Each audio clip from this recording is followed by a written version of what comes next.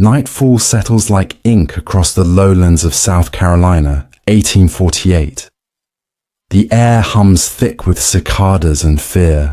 Lanterns have been dimmed long ago, yet one faint glow moves among the trees, a hand cupped around a tiny flame, protecting its secret. Somewhere behind, the cabins rustle with uneasy sleep. Ahead, the woods stretch toward a horizon unseen but dreamed of for generations. Bare feet touch soil worn by centuries of labor. Each heartbeat counts out a promise, one step closer to choice. The air smells of damp earth and pine, the same earth that bound them now bearing silent witness to their defiance. A fragment of a whispered prayer drifts upward, vanishing into the branches. Guide us, keep us. The moon emerges, silvering the river's surface like a thin road out of darkness. They move, quiet, deliberate, unshackled in spirit long before their bodies cross into freedom. This night is not just escape, it is the beginning of a transformation, a movement from chains to choice, from captivity to courage. By the mid-1800s, the institution of slavery had shaped the American South into an immense engine of labor and pain. Cotton, rice, and tobacco fields stretched beyond sight, fortified by laws that defined human beings as property. The Fugitive Slave Acts of 1793 and 1850 fortified this system even further, allowing the capture of escaped men and women even in so-called free states. Every mile northward was a confrontation with both geography and legality. Rivers, forests, hounds, patrols, and the sharp terror of betrayal. Yet resistance grew. In every forced field and cramped quarter, a different seed was taking root. The belief that bondage was neither natural nor eternal. Faith became shelter. Stories of deliverance whispered through the night, braided into spirituals that carried messages of direction and hope. Lyrics about a chariot or a home over Jordan encoded pathways toward liberty without alerting overseers. Across the landscape, a fragile web began to form. This web would later be called the Underground Railroad. Not an actual railroad, but a network of safe houses and courageous people, both black and white, free and enslaved, bound by principle rather than iron. Harriet Tubman, herself born into slavery in Maryland, emerged as one of its most daring conductors, guiding dozens through miles of hostile territory. The phrase "walked deep into the night for freedom" was no poetic flourish. It was practical necessity. Movement after sundown offered concealment, the North Star serving as compass, the moon as their witness. Daylight meant capture. Darkness meant possibility. Food was scarce, direction uncertain, but word of trusted stations, homes, barns, church cellars, traveled mouth to mouth, heart to heart. At the center of this story were ordinary people performing extraordinary acts. Nothing about their journeys was guaranteed. Yet in risking everything, they transformed fear into motion, and motion into a declaration of humanity. Their world was built on domination. Their response was a quiet, relentless pursuit of choice. In the decades before the Civil War, America stood suspended between its founding ideals and its brutal contradictions. While the Declaration of Independence sang of liberty, plantations across Georgia, Mississippi, and Virginia thrived on bondage. Yet within this contradiction flickered countless revolutions of conscience. Religious revivals of the early 19th century brought both justification for and resistance to slavery. Some preachers twisted scripture to sanctify oppression, while others, Quakers, Methodists, and black abolitionist congregations, used sermons to proclaim deliverance. In northern cities such as Philadelphia, Boston, and Rochester, free black communities organized mutual aid societies, literacy schools, and vigilance committees to sabotage the machinery of enslavement. Every letter sent, every map drawn, Every hymn hummed in code risked imprisonment or death. But the Underground Railroad was built not merely from places, but from people. William Still documenting escapees in Philadelphia. Levi Coffin, a white Quaker in Indiana, sheltering families in his home, and countless anonymous farmers, preachers, and sailors who ferried fugitives toward Canada. For the enslaved, these allies represented flickers of justice across a dark frontier.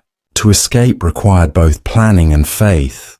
Some fugitives followed swamps, whose stagnant waters masked human scent from chasing dogs. Others boarded ships hidden beneath cargo, or disguised themselves in plain sight, like Ellen Craft, who donned the attire of a white male planter to flee with her husband William. Every success defied an empire built on human ownership. The danger did not erase the dream. When one person vanished under night's cover, others whispered, "They gone seeking freedom." Each disappearance sparked both dread and inspiration. Dread for those left behind. Inspiration that crossing was possible. The idea traveled faster than any rider, telling every listener that movement could rewrite destiny. Thus, as cotton profits grew, so did the current of rebellion. Beneath the crack of whips and auctioneers' voices, footsteps kept echoing through the woods. The road to freedom was narrow, unseen, but waiting for those brave enough to find it. To grasp the magnitude of these journeys, we must see them through the eyes of those who walked. Every step was made under the weight of real danger. The rustle of leaves could mean discovery, the flicker of light a patrol. Yet their courage was not a sudden flame. It was a slow, steady fire that refusal itself kept burning. Courage meant leaving behind children or elders who could not run without risking the entire group. It meant trusting strangers along an unseen route. It was choosing uncertainty over guaranteed suffering. Many never reached freedom, but each attempt eroded the idea that slavery was unbreakable. In every region, the enslaved redefined bravery, not as victory in battle, but as the will to move, quietly and relentlessly, toward a horizon of dignity. Their humanity thrived even in deprivation. They carried knowledge of how to navigate by stars, how to listen to owls or frogs to sense proximity to water, and how to mark trails with bent twigs others could recognize. What the law tried to erase, their experience preserved, the ancient intelligence of survival. Long before compasses were common, the heavens served as maps of deliverance. The North Star, fixed in the sky, transcended its astronomical function to become a symbol of divine direction. Spiritual songs, rooted in African and Christian traditions, melted geography and faith into resilience. Hymns of hope was not a metaphor. Songs like Steal Away and Follow the Drinking Gourd, both authentic spirituals, encoded instruction. Move north, follow the Big Dipper, trust the overseer of the universe when no earthly overseer could be trusted. Singing was resistance disguised as worship. Belief fortified bodies against exhaustion. Each step taken under open sky was an act of faith that something vast and merciful was aligned with the pursuit of liberty. For many travelers, prayer was not a pause, it was propulsion. Freedom was never found alone. Every journey rested upon the solidarity of the hidden network. The teachers, free black carpenters, Quaker farmers, and indigenous guides who risked arrest or ruin. Some wrote letters coded in domestic language, describing packages or bales of cotton when referring to people seeking sanctuary. Each home that opened its door became part of a moral underground that transcended race and creed. It proved that ordinary citizens, guided by empathy, could dismantle the foundations of an entire system. The power of collective goodness, even when whispered, became louder than chains could clatter. Together, these angles reveal that escape from slavery was not an act of desperation. It was civilization's most profound declaration, the refusal to let fear define the boundaries of the human soul. Among the countless travelers was a smaller circle who chose to risk capture repeatedly, returning south again and again to lead others. Harriet Tubman stands foremost among them, but she was not alone. Levi Coffin, Frederick Douglass, Samuel Green, Josiah Henson, all embodied the conviction that freedom achieved for one must extend to many. Tubman's story resonates because she fused courage with unwavering strategy. Born Araminta Ross around 1822 in Dorchester County, Maryland, she escaped slavery in 1849, yet returned at least 13 times to guide roughly 70 people to liberty. She relied on natural camouflage, swamps, winter nights, disguises, and on spiritual confidence, testifying that she never lost a passenger. Her missions turned the individual search for deliverance into a collective pilgrimage. These leaders became living maps. They preserved oral directions, watched troop patterns, calculated which rivers froze late enough for crossing. They represented the synthesis of intellect and compassion, the engineers of deliverance in a world that outlawed it. The culture surrounding enslavement contained its own rebellion. Music, folklore, craftwork, and oral history safeguarded dignity even before escape began. Shared language, African phrases, spiritual songs, family names, became emotional passports. Each preserved memory challenged the narrative of inferiority imposed by slave codes. When someone escaped, the community that remained behind carried their story like a sacred text. Tales of triumph multiplied. She reached Canada. He crossed the river. They walk free now. These retellings formed a moral heritage that outlasted the plantations themselves. Later generations transformed those same cultural expressions into political force. Abolitionist writers quoted slave narratives in newspapers and pamphlets. The earliest black-authored autobiographies revealing both oppression and endurance. Literacy, once forbidden, became liberation on the printed page. Those who traveled by night left more than footprints. They built the moral groundwork for every civil rights movement that would follow. Their example turned resistance into a multi-generational ethic, shaping later calls for suffrage, schooling, and equality. Through remembrance, descendants inherited not only trauma, but testimony, the proof that transformation was possible through collective courage. In sermons, classrooms, and family tales, the image of the traveler guided by the North Star remains a symbol of self-determination. The legacies born on those silent roads still inform modern conversations about justice and belonging. Freedom, once a physical destination, widened into an enduring cultural mission to ensure that no human story begins and ends in captivity again. The shadows that sheltered escapees became the light that illuminates history's path forward. By the 1850s, the quiet rumble of Northern abolitionist fervor had swelled into a national reckoning. Every freed man or woman who reached safety embodied proof that slavery could be defied. Every returning guide sharpened the moral fracture between North and South. The so-called invisible railroad was now an open secret, challenging the conscience of the Republic. The Fugitive Slave Act of 1850 tightened the net, demanding citizens in free states help capture fugitives. Yet the law produced an opposite surge of resistance. Northern juries often refused to convict those accused of aiding escapees. Abolitionist presses published exposés of kidnappings and trials, galvanizing public outrage. In cities like Boston, Cleveland, and Chicago, crowds of black and white citizens physically blocked arrests, surrounding jails until captives were freed. For many freedom seekers, this intensified danger only clarified the goal. True liberty lay beyond US borders.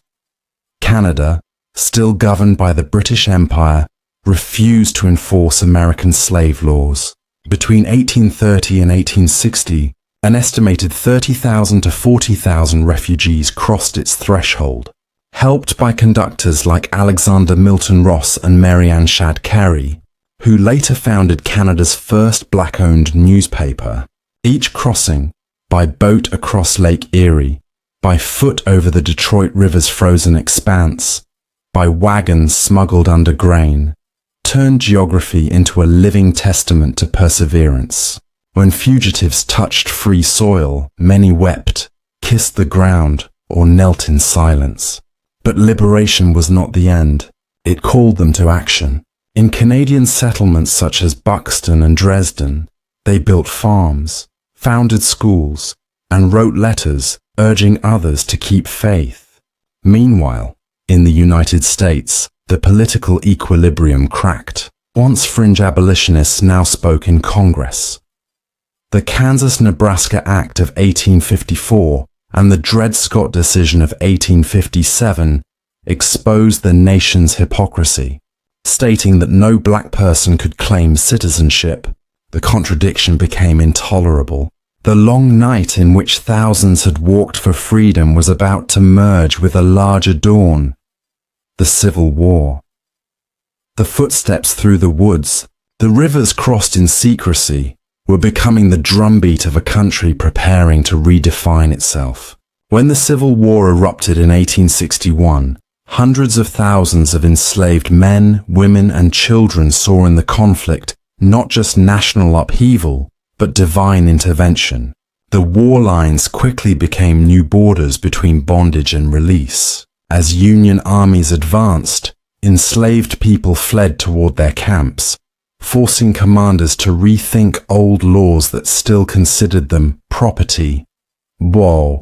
In May 1861, General Benjamin Butler, stationed at Fort Monroe in Virginia, refused to return 3 escaped laborers to Confederate owners. He declared them contraband of war, giving birth to the contraband policy, a bureaucratic phrase that quietly opened a moral floodgate. Within months, thousands sought refuge behind Union lines. By transforming enslaved people into self-emancipated allies, Butler and those who followed converted military necessity into a turning point of justice. The courage of flight had altered the course of the nation. Former slaves labored for rations, built defenses, and later fought in newly formed black regiments like the 54th Massachusetts Volunteer Infantry. Their valor challenged prejudices that even anti-slavery advocates sometimes held. On July 18, 1863, when the 54th stormed Fort Wagner in South Carolina, their sacrifice won global attention.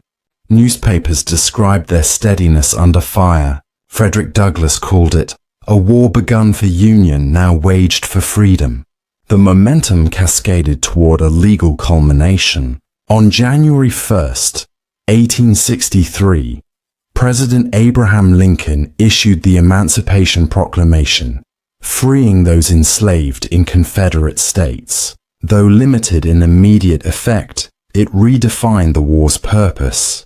The once clandestine paths to freedom of individual families had become the declared policy of a nation. For those still in bondage, news of emancipation moved slowly, by rumor, by soldier, by prayer. Yet when Union forces reached Texas in June 1865 and proclaimed the end of slavery, the whispered dreams of a century erupted in song and tears. That day is remembered as Juneteenth. The long march through darkness had ended in law, but the true freedom these travelers sought extended beyond proclamations. It demanded acknowledgement, education, and equality. Tasks just beginning. Their footsteps no longer hid under the night's canopy. They echoed through the halls of a changing republic. Freedom arrived carrying both elation and uncertainty. The plantation gates finally opened, but they opened onto harsh realities, ruined economies, violent resentments, and lives needing to be rebuilt from nothing.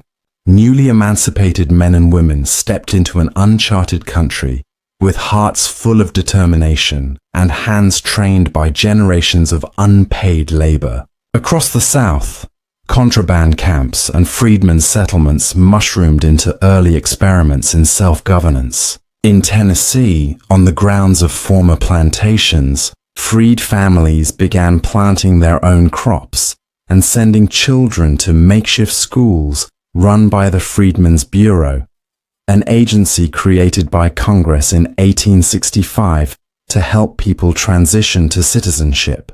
Churches became both sanctuaries and civic centers. Preachers who once risked their lives to whisper gospel now thundered about dignity and rights from open pulpits. Education became the new North Star. Literate soldiers returning from Union service taught reading under trees or in cabins still smelling of smoke. By 1870, an estimated 200,000 black children were enrolled in schools across the former Confederacy. A quiet revolution built with chalk and faith. Economically, the struggle was steep. Promises of 40 acres and a mule largely evaporated under political compromise, forcing many into sharecropping contracts that echoed slavery's hierarchy. Even so, land ownership rates among freed black farmers rose in the decades after emancipation, tangible proof that endurance could take root in hostile soil. Communities such as Mound Bayou, Mississippi, and Nicodemus, Kansas, emerged as beacons of self-determination. These towns, founded by former slaves, became living statements that freedom was not a gift, but a craft. It had to be built, tended, and defended. From the ashes of bondage rose the earliest black newspapers, colleges, and civic leagues, each carrying forward the same quiet vow that had once guided people through forests under starlight.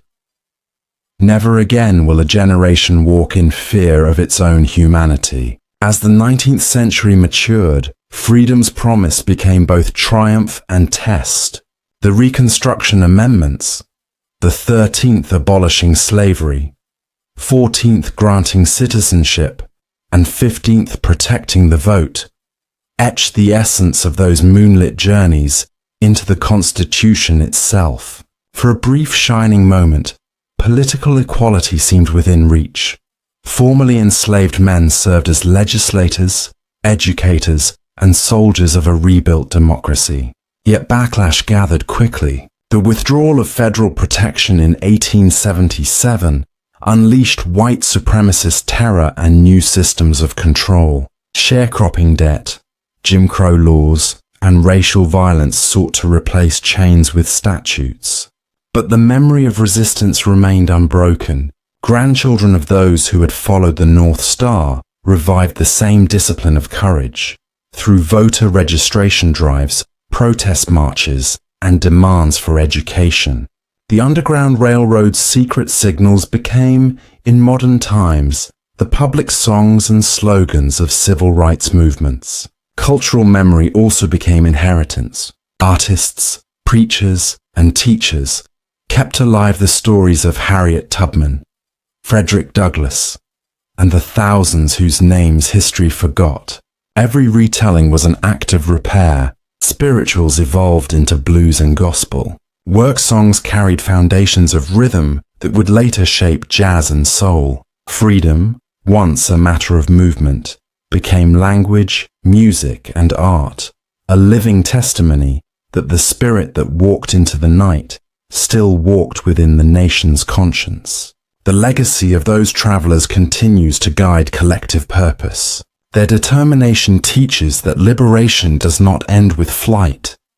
It begins anew with each generation that must defend it. From classroom to courthouse, from hymn to protest chant, the echo of their footsteps insists that dignity is not negotiable. They turned fear into direction, exile into nationhood, and with every story retold, history hears their steady rhythm again. The the sound of a people choosing hope over despair, walking still along the paths to freedom. Night once hid the steps of those who dared to leave, but it also became a sanctuary, an unwitting ally whispering that freedom was worth the risk. Today, we walk under the same sky. The North Star still shines, constant yet silent, a reminder that moral direction is never lost, only waiting to be seen. The generation that trudged through mud and fear asked for no monuments. Their legacy is the living fabric of human rights itself. They proved that laws cannot erase longing, and that liberty, once imagined, is unstoppable. Every mile they crossed redefined the boundaries of a nation's conscience. To study their journeys is to confront both the cruelty humanity can inflict and the compassion it can summon in answer.